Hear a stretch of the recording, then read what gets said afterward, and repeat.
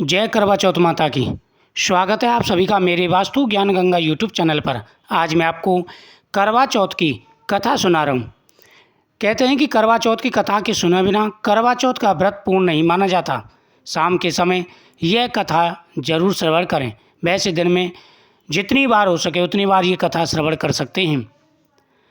एक साहूकार के 7 बेटे और एक बेटी थी, जो कि 7 भाइयों की लाली बहन थी। 8 भाई बहन एक साथ बैठकर खाना खाते थे। कार्तिक की चौथ आने पर बहन ने करवा चौथ का व्रत रखा।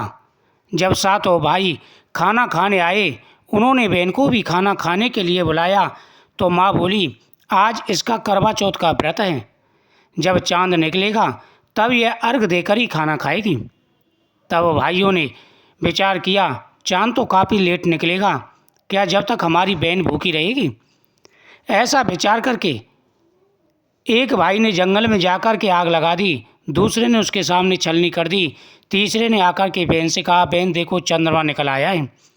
बहन भाभियों से बोली, चलो अर्घ दे लो, चांद निकल आया है। भाभियाँ बोली, ये तेरा चांद निकला है, हमारा चांद तो रात को निकलेगा। बहन चांद को अर्घ देकर भाइयों के साथ खाना खाने बैठ गई। पहला टुकड़ा तोड़ा तो बाल निकला, दूसरा टुकड़ा तोड़ा तो छींक मारी, तीसरा टुकड़ा तोड़ा तो राजा के घर से बुलाया आया कि राजा का लड़का बीमार है, जल्दी भेजो। माँ ने लड़की के पहनने के कपड़े निकाले तो 3 बार बक्सा खोला, तीनों बार सफ़ेद कपड़े निकले। तब माँ ने वही कपड़े पहनाकर ससुराल भेज दिया। लड़की के साड़ी के पल्ले में एक सोने का सिक्का बांधकर माँ ने कहा, देखो बेटा, रास्ते में जो भी मिले सबके पैर पड़ती जाना। जो तुझे सुहाग का आशीष दे उसे यह सिक्का देकर अपने पल्ले में गांठ लगा लेना। रास्ते में किसी ने भी पैर पड़ने पर सुहाग का आशीष नहीं दिया। सबने यही आशीष दी कि ठंडी हो, सर्व करने वाली हो, 7 भाइयों की बहन हो, अपने भाइयों का सुख देखने वाली हो। अब ससुराल के घर पहुंची तो दरवाजे पर छोटी ननंद खड़ी मिली। बहन उसके पैर पड़ी तो ननंद बोली, सिली हो, सपूती हो, 7 बेटों की माँ हो, मेरे भाई का सुख देने वाली हो। यह आशीष सुनकर उसने सोने का सिक्का ननंद को दिया और अपने पल्ले में गांठ मार ली। अंदर गई तो सासू ने ऊपर कोठरी है, वहाँ जाकर बैठ जा ऐसा कहा। जब वह ऊपर गई तो उसने देखा उसका पति तो मर चुका है। अब वह उसे लेकर उसी कोठरी में बैठ गई, उसकी सेवा करने लगी। उसकी सास दासियों के हाथ बची हुई जो भी घर वालों के खाने से बच जाता था उसे उस अपने दासियों के हाथ से बहू के लिए भिजवा देती थी। बहू ऊपर कोठरी में बैठी रहती और अपने पति की सेवा करती रहती। सासू माँ जो भी जूठन बचता उसे अपनी दासियों के हाथ से उसके लिए भिजवा देती थी। ऐसे प्रकार उसे अपने पति की सेवा करते करते 1 साल हो गया। यानी पहला करवा चौथ का व्रत था जो उसका टूट गया था। 1 साल सेवा करते करते दूसरा करवा चौथ का व्रत आ गया। पूरा साल हो गया, करवा चौथ का व्रत आया। सारी पड़ोसनों ने नहा धोकर करवा चौथ का व्रत रखा। सबने सिर धोकर हाथों में मेहंदी लगाई, चूड़ियाँ पहनी। वह सब देखती रही। एक पड़ोसन बोली, तू भी करवा चौथ का व्रत कर ले। तब वह बोली, मैं कैसे करूं? पड़ोसन बोली, चौथ माता की कृपा से सब ठीक हो जाएगा। पड़ोसन के कहने से बहू ने भी व्रत रखा। थोड़ी देर के बाद करवे बेचने आई।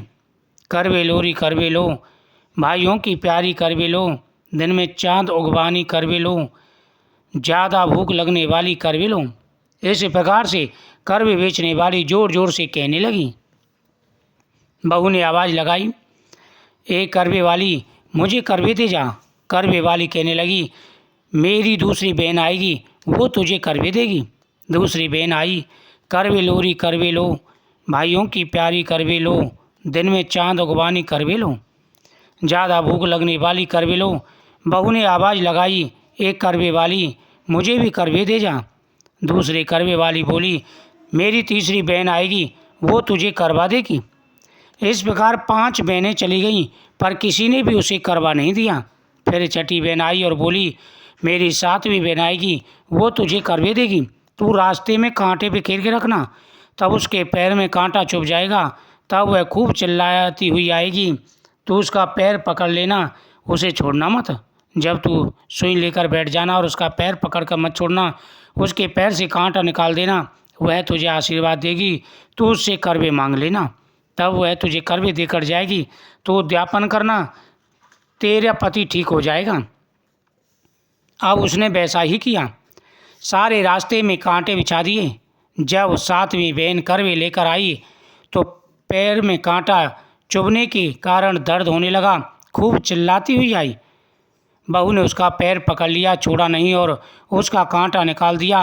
जब उसने आशीर्वाद दिया तो बहू बोली, जब तुमने मुझे आशीर्वाद दिया है तो करवे भी देकर जाओगी। यह सुनकर के 7वीं बहन बोली, तूने तो मुझे ठग लिया। यह कहकर चौथ माता ने उसे आँख में से काजल, नाखूनों पर से मेहंदी, मांग में से सिंदूर और चितड़ी अंगूठी का छींटा, साथ ही करवे दे दिए। अब करवे लेकर बहू ने उद्यापन की तैयारी की और व्रत रखा। राजा का लड़का जीवित हो गया और बोला, मैं बहुत सोया। वह बोली, सोए नहीं, 12 महीने हो गए आपकी सेवा करते करते। कार्तिक की चौथ माता ने तुम्हें जीवन दान दिया है। उसका पति बोला, चौथ माता का उद्यापन करो। अब उसने उद्यापन चौथ माता की कहानी सुनी। उद्यापन कर खूब सारा चूरमा बनाया और जीम कर वे दोनों चौपड़ खेलने लगे। इतने में उसकी बांधी तेल की बनी पूरी सब्जी लेकर आई। दोनों को खेलते देखकर सासू ने जाकर बोला, महलों में खूब रौनक है, तुम्हारे बहू बेटा चौपड़ साड़ खेल रहे हैं। इतना सुनकर सासू देखने आई। दोनों को देख करके वह बहुत खुशी हुई। बहू ने सास के पैर दबाए तो सासू बोली, बहू सच सच बता, तूने ऐसा क्या किया जो मेरा मरा हुआ बेटा जीवित हो गया? ऐसा तूने कौन सा व्रत तप जाप किया था? बहू ने कहा। उसने सारा हाल अपनी सास को बताया तो राजा ने सारे शहर में ढिढोरा पिटवा दिया। अपने पति के जीवन के लिए सब बहनें करवा चौथ का व्रत करें। पहली करवा चौथ को अपने पियर में जाके करें। हे चौथ माता, जैसे राजा के लड़के को जीवन दान दिया वैसे सभी को देना, मेरे पति को भी देना। कहते सुनते वह सब परिवार की स्त्रियों को भी सुहाग देना। इसके बाद भगवान गणेश और चौथ माता की पूजा करें। पूजा के समय टोंटीदार करवा पानी का भर के रखें। हाथ में गेहूं के दाने और पुष्प लेकर के इस कथा का श्रवण करें। कथा के बीच में ना ही बोलें और ना ही कथा के बीच में खड़ा होना चाहिए। पूरे श्रद्धा भाव के साथ में करवा चौथ का व्रत रखें तो चौथ माता मन मुराद इच्छा पूरी करती हैं। जय चौथ माता की। श्री गणेशाय नमः। वीडियो को शेयर करें।